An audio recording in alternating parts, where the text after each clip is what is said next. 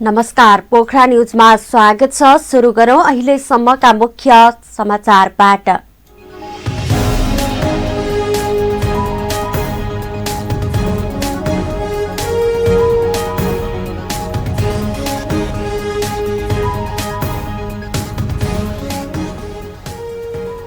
बलात्कारमा संलग्न र मिलापत्र गराउनेलाई कडा सजाय हुने गरी कानूनमा व्यापक परिवर्तन, यौनजन्य घटनाहरूलाई निर्मूल पार्न मौजूदा कानून संशोधन गरिएको कानून मन्त्री तुम्बा हाम्फेको भनाइ।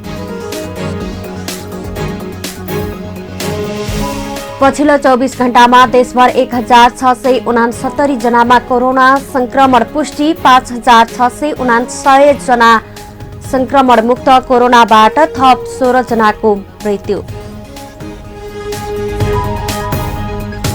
नियमित भन्दा बढी विद्युत आयात गर्नुपर्ने अवस्थामा 250 मेगावाट बिजुली आयात गर्न भारतको स्वीकृति।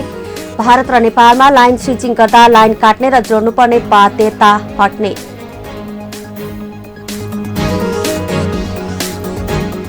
लगातार बढ्दै गएको शेयर बजारमा लगानीकर्ता आकर्षित, शेयर बजारमा कारोबारको नयाँ रेकर्ड। आइतबार मात्रै 6 अर्ब 90 करोड 67 लाख रुपैयाँ भन्दा बढीको शेयर कारोबार।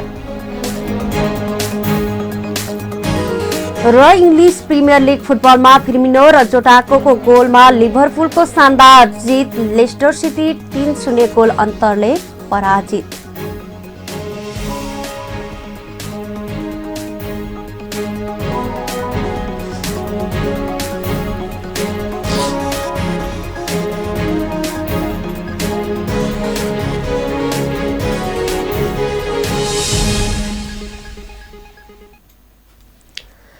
समाचार सुरु गरौं बलात्कारमा संलग्न र मिलापत्र गराउनेलाई कडा सजायको प्रसंगबाट।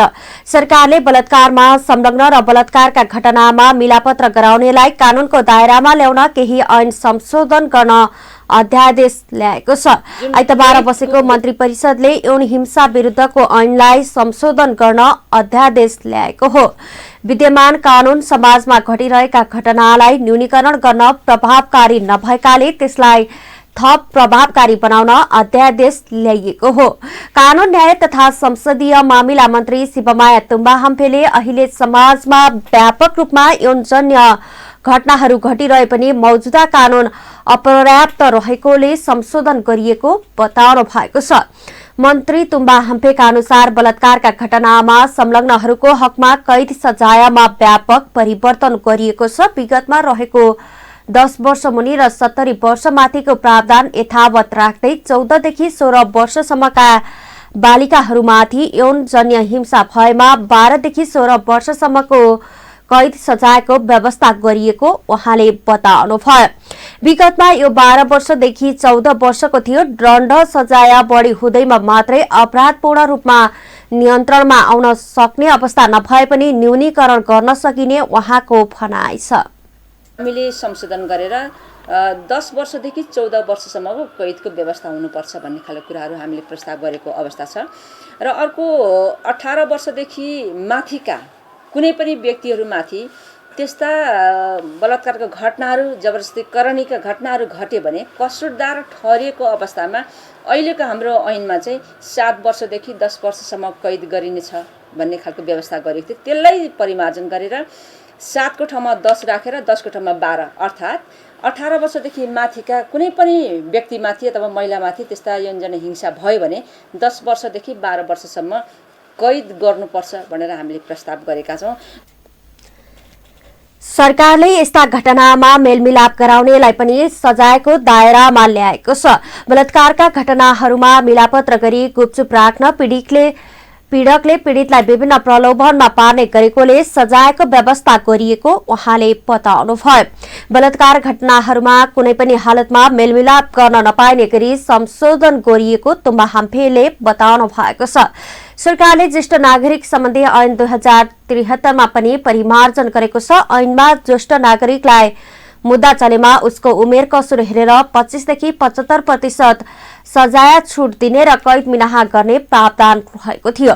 अब अहिलेको कानूनले त्यसलाई हटाएको छ। ज्येष्ठ नागरिकले 18 वर्ष भन्दा कम उमेरका बालिकालाई बलात्कार गरेमा वा बलात्कार प्रयास गरेमा आजीवन कारावासको व्यवस्था गरिएको मन्त्री तुम्बा हाम्फेले बताउनुभयो।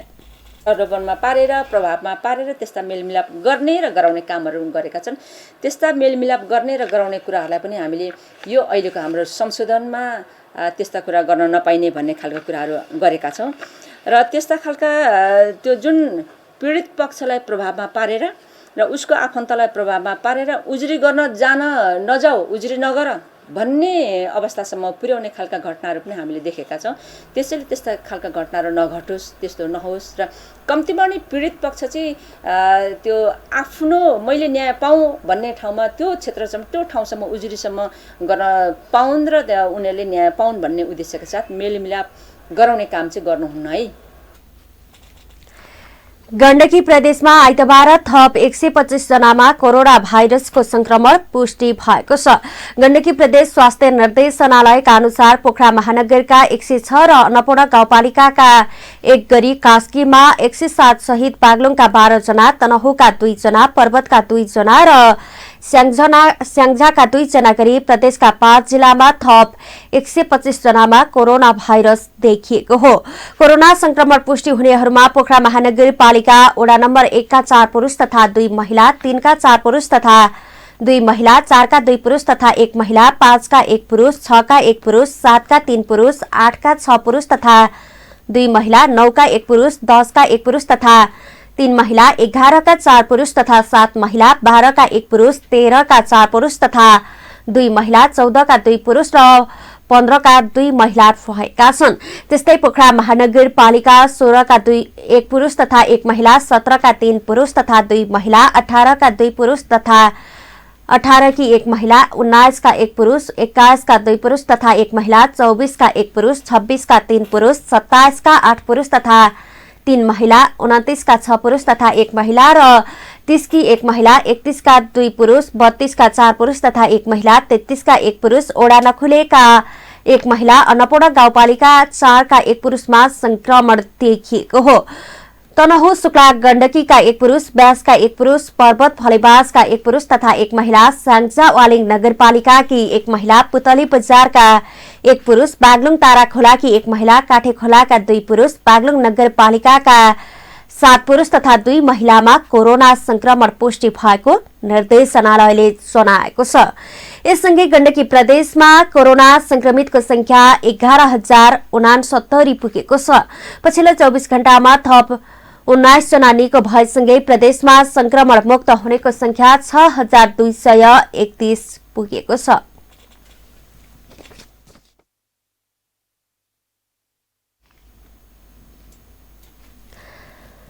पछिल्लो 24 घण्टामा देशभर 1,669 जनामा कोरोना भाइरस संक्रमण पुष्टि भएको छ, जसमा महिला 655 र पुरुष 1,014 जना रहेको जनाएको छ।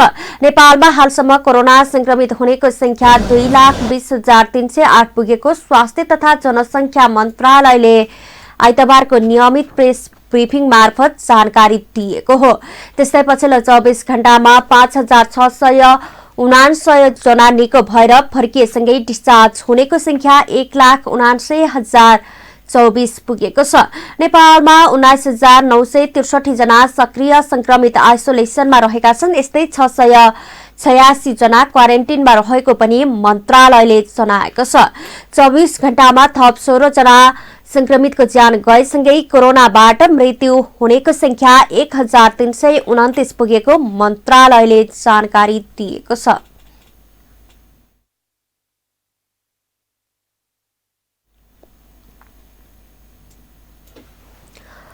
राष्ट्रिय वन उपभोक्ता महासंघ नेपालले काठ कटान, ओसार पसार र बिक्री वितरण तत्काल खुला गर्न सरकारसँग माग गरेको छ। साल बाहेकका काठ मात्र खुलाउने सरकारी निर्णयले 1,40,00,000 भन्दा बढी उपभोक्ताहरू आफ्नो घरगोठ बनाउनबाट वञ्चित भएको भन्दै महासंघले यस्तो माग गरेको हो। देशभरिका 22,266 सामुदायिक वन व्यवस्थापन गरिरहेको 29 लाख घरधुरी र 1,40,00,000 उपभोक्ताहरू आफ्नो दैनिकी कामबाट समेत वञ्चित भएको महासंघको भनाइ छ। सामुदायिक वनले स्थानीय गरीब विपन्न वर्गलाई गर्दै आएको सहयोग रोकिँदा चाडपर्व समेत मनाउन नपाएको महासंघका अध्यक्ष भारती पाठकले बताउनुभयो। अहिले वन व्यवस्थापनका लागि अपनाइएको पद्धति समेत गलत भएको उहाँको भनाइ छ। वैज्ञानिक वन व्यवस्थापन कार्यविधि 2071 खारेज गर्दै प्रदेश उद्योग पर्यटन वन तथा वातावरण मन्त्रालयले वैज्ञानिक वन व्यवस्थापन कार्यक्रमलाई रोकेर त्यसमा रहेको बजेट सामुदायिक वन व्यवस्थापनको काममा लगाउन पनि माग गरेको छ। उत्पादन बढाउने विधि र प्रक्रिया राखी सबैको सहभागितामा सामुदायिक वनको कार्ययोजना परिमार्जन गर्नुपर्ने उहाँले बताउनुभयो। पद्धतिलाई अपनाइएको छ, यो पद्धति गलत छ।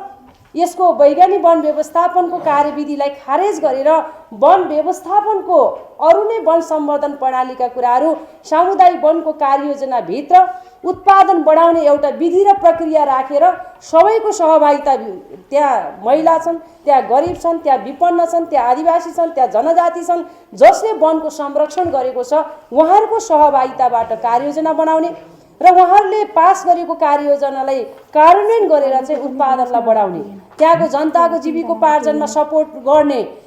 यो चाहिँ उत्पादन बढाउनका नाममा मलेसिया, कम्बोडिया, भियतनामबाट आएको काठलाई रोक्यो भन्नेसँगको मात्रै सन्दर्भ कुरा भएन।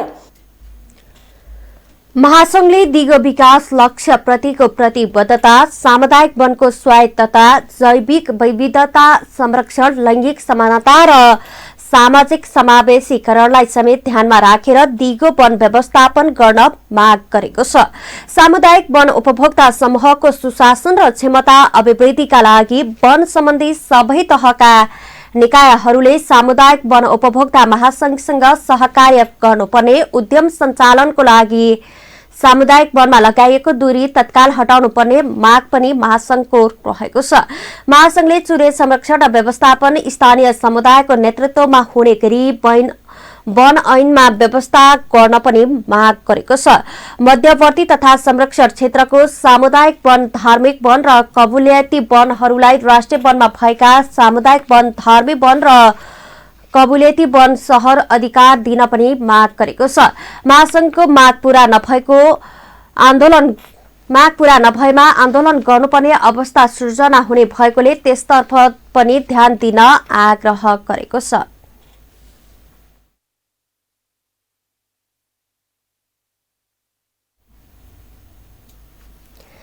नेपाल विद्युत प्राधिकरणले यसपालिको जाडोयामका लागि ढल्केबर मुजफ्फरपुर लाइन मार्फत 250 मेगावाटसम्म बिजुली आयात गर्न भारतले स्वीकृति दिएको बताएको छ। प्राधिकरणका कायम मुकायम कार्यकारी निर्देशक हितेन्द्र देव साकेले ढल्केबर मुजफ्फरपुर लाइन मार्फत 250 मेगावाटसम्म बिजुली आयात गर्न भारतले स्वीकृति दिएको बताउनु भएको छ। हिजोको साक्यले नियमित आयात भइराखेको भन्दा बढी विद्युत आयात गर्नुपर्ने अवस्थामा ल्याउन सक्ने गरी सम्झौता स्वीकृति भएको बताउनु भयो। जाडोयामका लागि अपुग बिजुली आयात गरी समस्या समाधान गर्नका लागि उक्त स्वीकृति लिएको पनि साक्यले बताउनु भएको छ। नेपालको आफ्नै बिजुली उत्पादन धेरै हुने भएकाले आयात गर्नुपर्ने अवस्थाको अन्त्य हुने पनि कायम मुकायम कार्यकारी निर्देशक साक्यले बताउनु भयो। आगामी वर्षको सुरुवातदेखि नै अधिक बिजुली उत्पादन हुने देखिएकोले त्यसको व्यवस्थापनमा चुनौती देखा पर्न सक्नेछ। अहिले ऊर्जा क्षेत्रमा भएको लगानीबाट उत्पादन सुरु भएपछि त्यसको खपत बढाउन नसक्ने हो भने बिजुली खोलामा बगाउनु पर्ने स्थिति आउन सक्ने र यस्तो स्थिति आएमा देशको अर्थतन्त्रमा घाटा हुने उहाँको भनाइ छ। बगाउनु पर्यो भने देशको लागि आर्थिक अर्थतन्त्रको लागि एउटा घाटा हुन्छ। त्यसपछि विद्युत प्राधिकरण सँगसँगै अरू धेरै संस्थाहरूलाई त्यसमा चाहिँ असर पर्छ। र त्यसको लागि अब तत्काल हामीले एउटा त खपत बढाउने हो। खपत भनेको यसरी छुट्टै बढ्दैन। यसमा सप्रेस डिमान्डहरू छन् भने तिनीहरूलाई खोजेर सहजीकरण गरेर सकेसम्म बढाउने हो। त्यो चाहिँ हामी गर्छौँ। अहिले यो सप्रेस डिमान्ड ज्यादा छ, करिब 500 मेगावाटका इन्डस्ट्रियल डिमान्ड र 400 मेगावाट जति चाहिँ डोमेस्टिक डिमान्डहरू चाहिँ सप्रेस छ। त्यो चाहिँ हामीले यदि लाइन पुऱ्यायो भने आउन सक्छ भन्ने चाहिँ हाम्रो एज्युम्सन छ। त्यो पुऱ्याउने हो र त्यस पछाडि चाहिँ बिस्तारै बढ्छ। विद्युत खपत बढाउनका लागि प्राधिकरणले अहिलेदेखि नै योजनाबद्ध रूपमा काम गरिरहेको पनि कायम मुकायम कार्यकारी निर्देशक साक्यले बताउनु भयो। अहिलेको मुख्य काम भनेको नै खपत बढाउनु भएको र त्यसको लागि औद्योगिक क्षेत्रमा 500 मेगावाट र अन्य क्षेत्रमा 400 मेगावाट विद्युत खपत गराउन सकिने अनुमान गरिएको पनि उहाँले बताउनु भएको छ। त्यसपछि पनि अधिक भएको बिजुली निर्यात गर्नुको विकल्प भने देखिँदैन। त्यसैले निर्यातका लागि भारतीय कम्पनीहरूसँग प्रस्ताव अगाडि बढाइसकेको साक्यले बताउनु भएको छ। यस्तै विद्युत वितरणमा देखिएका केही समस्याहरूलाई समाधान गर्ने कार्यमा प्राधिकरण जुटेको पनि कायम मुकायम कार्यकारी निर्देशकको भनाइ छ। 2073 सालमा ढल्केबर खिम्ती लाइन जोडिएसँगै नै जोड्न बाँकी रहेको काठमाडौँदेखि ढल्केबरसम्मको बिजुलीको प्रसारण लुप सर्कल जोड्न प्राधिकरण सफल भएको छ। सागु भक्तपुर भएर शीर्ष र यो दुईवटा लाइन चाहिँ एकै ठाउँमा चाहिँ जोड्न मिल्दैन। त्यसले गर्दाखेरि कहिलेकाहीँ लोड चाहिँ खिम्तीमा बढी भयो भने त्यसलाई हेटौँडाबाट आउने लाइनपट्टि जोड्दाखेरि जहिले पनि त्यो सेक्सन काट्ने परामर्शदाताको समस्या भनेको ढल्केबार सबस्टेसन जुन कमिसनिङ गर्न ढिलाइ भयो र त्यस्तै अन्यत्र धेरै ठाउँहरूमा भएका छन्।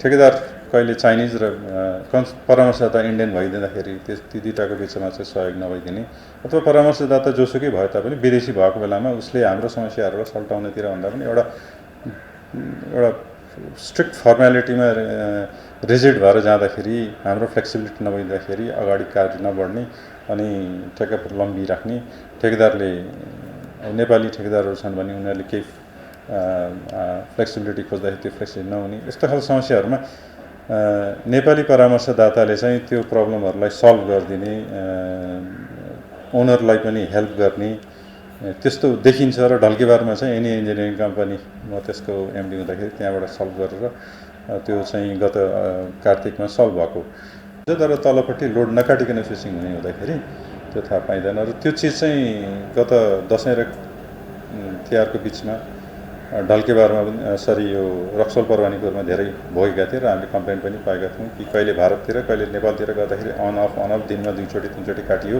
उद्योग धन्दालाई धेरै डिस्टर्ब भयो भनेर त्यो समस्या चाहिँ अब आउने हामी शुक्रबार शनिबार चाहिँ त्यहाँ पनि यही समस्या रहेछ, त्यहाँ पनि फेस शिफ्ट भएको सल्भ गरेर रहेछ। ग्रिडका दक्ष इन्जिनियरहरूको टोलीले खिम्ती सब स्टेशनमा 132 केबी लाइनको कनेक्सन र भित्रका कनेक्सन परिवर्तन गरी लुप जोड्न सफल भएको छ। यसबाट स्विचिङ गर्दा लाइन काट्नुपर्ने समस्याको अन्त्य भएको छ। यससँगै भारत र नेपालमा लाइन स्विचिङ गर्दा लाइन काट्ने र जोड्नुपर्ने बाध्यता पनि हट्ने साक्यले बताउनु भयो। विद्युत प्रसारणमा देखिने यस्ता समस्या समाधानका लागि स्वदेशी इन्जिनियरिङ प्रणाली र स्वदेशी परामर्शदाताहरूको क्षमता अभिवृद्धि गर्दै जानुपर्नेमा साक्यले जोड दिनुभयो।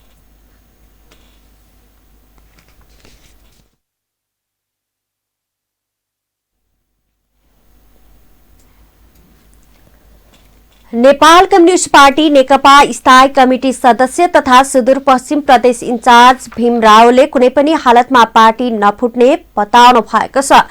कैलालीमा पत्रकारहरूसँग कुराकानी गर्नुहुँदै नेता रावलले अध्यक्षद्वयको अन्तर्विरोधका कारण पार्टी नफुट्ने बताउनु भएको हो। नेकपा स्थायी कमिटी सदस्य समेत रहनुभएका नेता रावलले सरकार भने परिवर्तन हुन सक्ने संकेत गर्नु भएको छ। उहाँले प्रधानमन्त्री एवं पार्टी अध्यक्ष केपी शर्मा ओली र अर्का अध्यक्ष पुष्पकमल दाहाल प्रचण्ड दुवैजना पार्टी फुटाउने योजना समेत नरहेको उल्लेख गर्दै पार्टी कुनै माटोको हाडी नभएकोले कुनै व्यक्तिले लठीले हानेर नफुट्ने ठोकुवा गर्नुभयो। नेता रावलले अध्यक्षद्वयले आफ्नो धारणा र विचार प्रतिवेदनका रूपमा बैठकमा प्रस्तुत गरी निर्णय गर्नु राम्रो कुरा भएको बताउनु भएको छ। कुनै सैद्धान्तिक र नीतिगत मतभेद नभई कार्यशैली विधि र विधानका विषयमा मात्रै बहस चलिरहेकोले त्यसले मात्रै पार्टी फुट्ने सम्भावना नरहेको रावलको भनाइ छ। यो प्रतिनिधि सभा नेपालको एकताको बेलाको राजनीतिक प्रतिवेदन घोषणा सिद्धान्त तिमीले थाहा छ। त्यसमा अर्को कुनै कसैले शोधपत्र जारी गरेर विचार ल्याएर त्यसको खण्डन गरेर कुनै राजनीतिक बाटो तय गरेको छैन। त्यो त राम्रो कुरा पनि फुट्नुपर्ने के कारण अहिले हाम्रो पार्टीमा त्यस्तो कुनै सैद्धान्तिक नीतिगत मतभेद नभएको हुनाले कतिपय कार्यशैलीसँग सम्बन्धित पार्टीको विधि प्रणालीसँग सम्बन्धित पार्टीको विधानलाई कार्यान्वयन गर्ने कुरासँग सम्बन्धित सैद्धान्तिक नीतिगत कुराहरू भएको हुनाले ती बैठकहरूमा पार्टी फुट्ने भन्ने त म सन्दर्भै देख्दिनँ हो बहस हुनसक्छ अब बहस हुँदाखेरि जुनसुकै यो कुनै कम्युनिस्ट पार्टीमा मात्र होइन बहस र छलफल भयो भने कुनै कुराको औचित्य प्रमाणित भएन र अर्को कुराको औचित्य प्रमाणित भएपछि जुन कुराको औचित्य प्रमाणित हुन्छ त्यो कुरा स्थापित हुन्छ। उहाँले गत भदौ 26 गतेको स्थायी कमिटी बैठकले संघीय र प्रदेश सरकार हेरफेर गर्ने निर्णय भएको उल्लेख गर्दै त्यसको कार्यान्वयन हुन आवश्यक रहेको बताउनुभयो। पार्टी विधि पद्धति र जनताको चाहना अनुसार चल्न नसक्दा पार्टीभित्र अन्तर्विरोध चर्किएको नेता रावलको भनाइ छ। उहाँले पार्टी अध्यक्षहरूलाई विधि र प्रणाली अनुसार चल्न पनि आग्रह गर्नुभयो।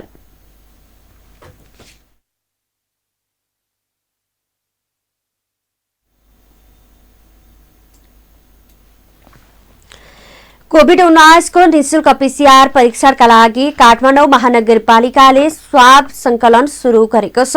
महानगरभित्र रहेका अशक्त, असहाय र ज्येष्ठ नागरिकहरूको पीसीआर परीक्षणका लागि मोबाइल भ्यान मार्फत स्वाब संकलन शुरू गरेको हो। चाहेर पनि स्वाब संकलन केन्द्रमा जान नसक्ने अशक्त ज्येष्ठ नागरिकहरूको मोबाइल भ्यान मार्फत स्वाब संकलनको काम शुरू भएको महानगरपालिकाका मेयर विद्यासुन्दर साक्यले बताउनुभयो। सरकारले घोषणा गरे अनुसार लक्षित समूहको निःशुल्क परीक्षण गर्ने उल्लेख गर्दै उहाँले परीक्षण आफै गर्न सक्ने क्षमता भएकाहरूलाई शुल्क तिरेरै गर्न आग्रह गर्नुभयो। कोरोना नियन्त्रणका लागि सरकारले आफ्नो तर्फबाट कड़ा मेहनत गरिरहे पनि समुदाय स्तरबाट सहयोग नभए नियन्त्रणमा नआउने उहाँको भनाइ छ। उहाँले स्थानीय स्तरबाट नै कोरोना महामारी विरुद्ध लड्न सहयोग गर्नुपर्ने बताउनुभयो।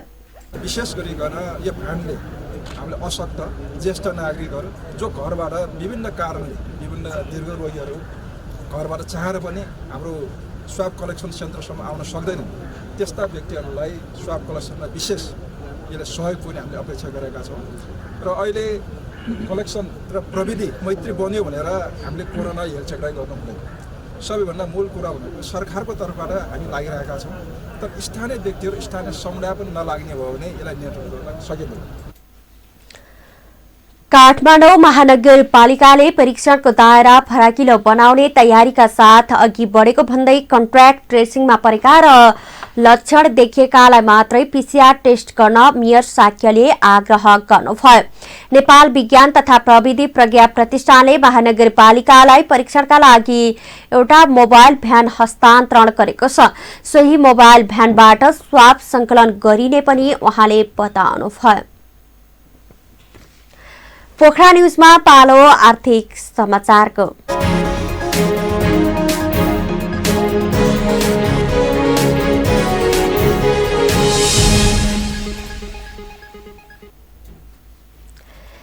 हिजो आइतबार शेयर बजारमा कारोबार रकमले नयाँ रेकर्ड कायम गरेको छ। पछिल्लो समय लगातार बढ्दै गएको बजारमा लगानीकर्ता आकर्षित हुँदा कारोबार रकमले नयाँ रेकर्ड बनाउँदै गएको हो। आइतबार बजार बन्द हुँदा 6 अर्ब 90 करोड 67 लाख रुपियाँ बढीको शेयर कारोबार भएको छ। गत साता बिहीबार एकै दिन 6 अर्ब 11 करोड 67 लाख रुपियाँको शेयर कारोबार भएर नयाँ रेकर्ड बनाएको थियो। उक्त रेकर्डलाई आइतबारको कारोबारले तोडेको छ। बजारमा 201 कम्पनीको 63,570 पटकको कारोबारबाट 1 करोड 60 लाख 34,717 किता शेयर खरिद बिक्री भएको छ। कारोबार शुरू भएदेखि नै उतार चढाव देखिएको नेप्से परिसूचक कारोबार बन्द हुँदा भने 4.69 अंकले बढेर 1782.81 अंकमा बन्द भएको छ। दिनभर नेप्सेमा करिब 50 अंकको उतार चढाव देखिएको छ। सेन्सेटिभ परिसूचक पनि 2 अंकले बढेर 345 अंकमा बन्द भएको छ। कारोबारमा आएका समूह मध्ये बैंकिङ, विकास बैंक र अन्य समूह बाहेकका सबै समूहको सूचकहरू घटेका छन्। यसअघिका दिनहरूमा व्यापार, बीमा, उत्पादन तथा प्रशोधन र अन्य समूहबाट कमाइरहेका लगानीकर्ता ती क्षेत्रको शेयर बिक्री गरी बैंकतर्फ आकर्षित भएको देखिन्छ। त्यसैले अन्य समूहमा दबाव भइरहँदा पनि बैंकिङ समूह 2.23% ले बढेको छ।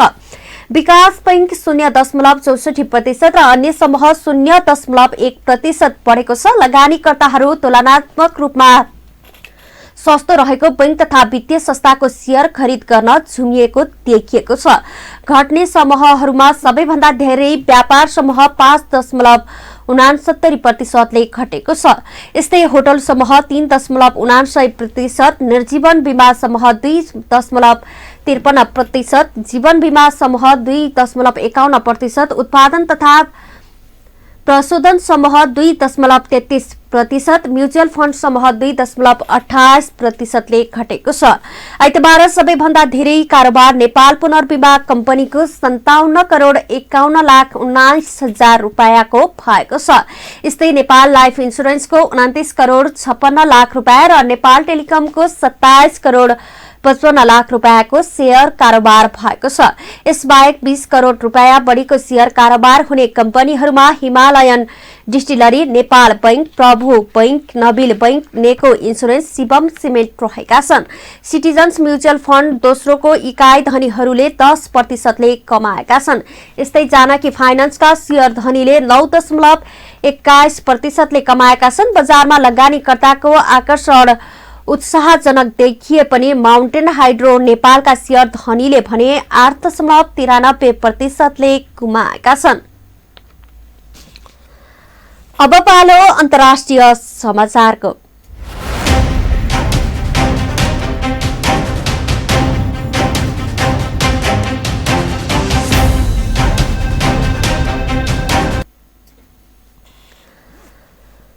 अमेरिकाको पेन्सिल्भेनिया राज्यमा जो बाइडेनले 80,000 भन्दा बढीको अन्तरले डोनाल्ड ट्रम्पलाई पराजित गर्नु भएको छ। चुनाव नतिजा प्रमाणित गर्न मार्ग प्रशस्त भएको छ, जहाँ बाइडेनले 80,000 भन्दा बढी भोटको अन्तरले ट्रम्पलाई पछि पार्नु भएको हो। पेन्सिल्भेनियाको अदालतले डोनाल्ड ट्रम्पको प्रतिनिधिको प्रमाणीकर्तालाई तुरन्त रोक्न गरिएको अपील खारेज गरेको छ। ट्रम्प प्रतिनिधित्वको चुनाव नतिजा उल्ट्याउने उद्देश्यको यो एउटा अर्को झट्का हो। उनीहरूको योजना फेल खायो। यस्तै मिशिगनमा रिपब्लिक अधिकारीले राज्यको इलेक्ट्रल भोटसँगै 2 हप्तासम्म प्रक्रिया स्थगित गर्न अपील गरेको थियो। उनीहरूले भोट अडिट गर्न माग गरेका थिए। यद्यपि मिशिगनको सरकारले यसको विरोध गर्दै कानून अनुसार अडिट थप लम्ब्याउन सही नभएको बताएको छ। पोखरा न्युजमा पालो खेल समाचारको।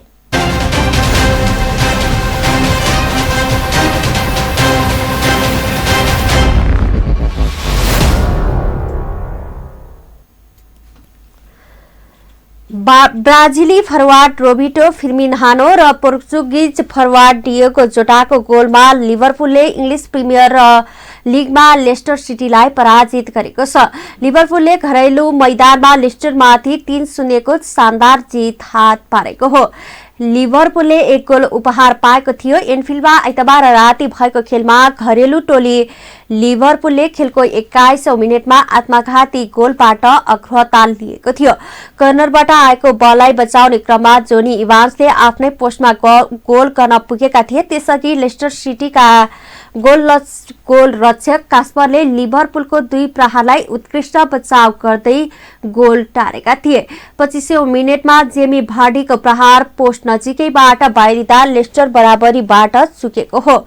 32औं मिनेटमा फिर्मिन्हानो चुके। जितसँगै लिभरपुल 9 खेलबाट 20 अङ्क जोडेर दोस्रो स्थानमा उक्लिएको छ। समान 20 अङ्क नै रहे पनि टोटेनहम गोल अन्तरमा शीर्ष स्थानमा रहेको छ। लिभरपुलको सँगको हारले लेस्टरले शीर्ष स्थानमा उक्लने मौका गुमाउँदा 18 अङ्क जोडेर चौथो स्थानमा छरेको छ। अब पालो मौसम समाचारको।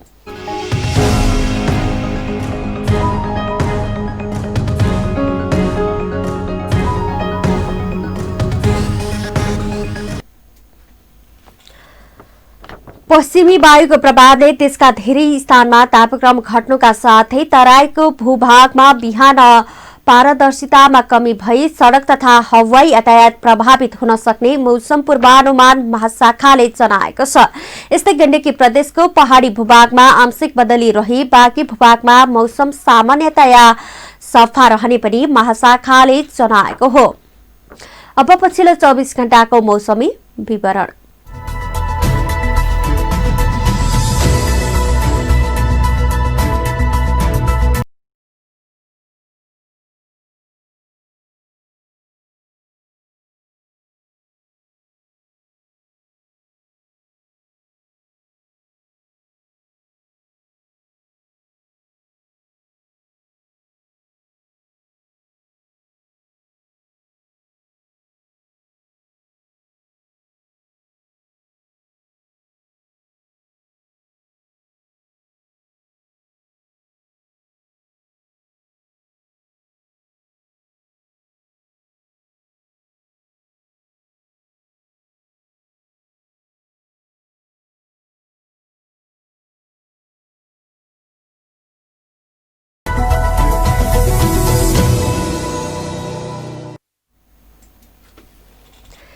समाचारका अन्त्यमा प्रमुख समाचारका शीर्षकहरू पुनः एकपटक।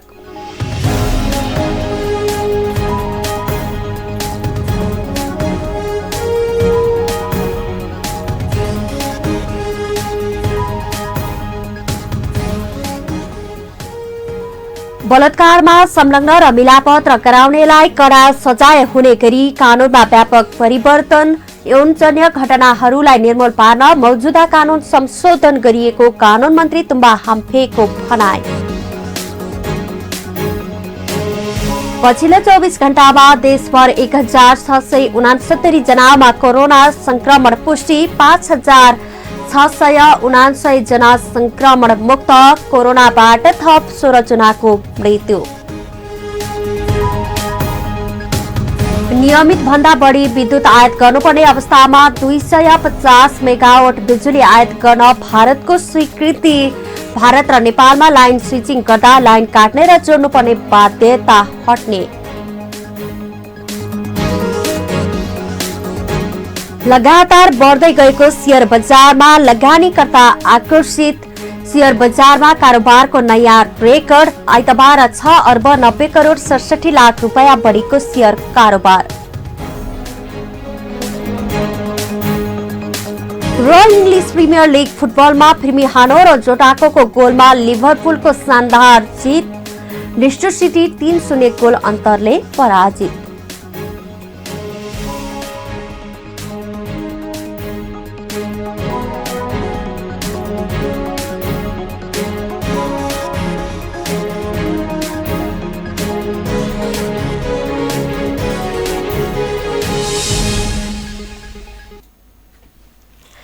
हवस् त अहिलेलाई पोखरा न्युज यति नै। हामीलाई बिदा दिनुहोस्। नमस्कार।